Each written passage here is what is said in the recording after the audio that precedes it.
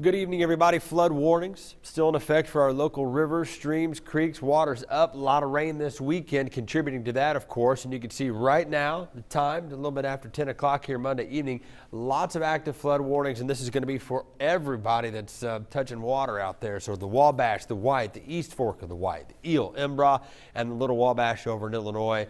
All these are up and again going to be dangerous with some water in places it normally isn't. So be careful. If you see that water coming across the road, a county road you normally drive, turn around. Don't drown. That's the phrase we use there. 18 in Rockville right now. It's 20 in Terre Haute. With skies clear, it's going to get colder. 24 in Robinson. Same for Vincennes. And with the winds, clear skies, there's no way we can heat up tonight or stay warm. So again, just remember it's going to be a cold start to the day tomorrow. Feels like 13 in Terre Haute, 20 in Paris, 20 in Casey. How about Albany, Illinois, Vincennes, and Flora, all with a wind chill of 15 right now. These clouds move through pretty quick. There was a couple hours this morning I was searching, scrambling for the sunglasses, forgot where they were, found them.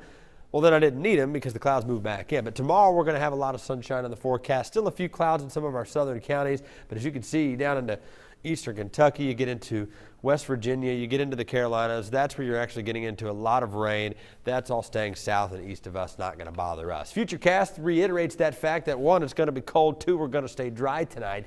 Lower teens, okay, lower teens. How about 12? How about 13 degrees? That's where we're going to be tomorrow morning. Some 11s out west, 10s to the northwest, again about Champaign, around 10 degrees. Doesn't matter. It's going to be cold no matter where you're at tomorrow. So to start the day, frost is going to be back. You need to dress in layers, hats, gloves, scarves, all that good stuff. And don't forget about the pets this time of year. Coldest stretch of weather we typically see is going to be right here in the middle of January. Make sure you got a warm spot for the pets that you keep outside and some fresh water for them as well. Lower 30s, the best we do tomorrow. We were talking earlier, I was joking with Patrice about a daytime high of 32. That's it for everybody. Winds out of the northeast, just not going to feel like 32 degrees at all. I mean, it's just going to be cold outside. Wind chills in the 20s at best. And we get into the upper teens again for Wednesday morning, so another cold start there. Just doesn't heat up much this week. Thursday and Friday, yeah, we're going to try a little bit. Matter of fact, we'll try to get near 40 degrees on Wednesday. So again, we're going to try, but not a lot of heat coming in this week, but it's not supposed to. It's the middle of January. So 13 degrees tonight, couple clouds and cold. Winds will be out of the north at 5 miles per hour.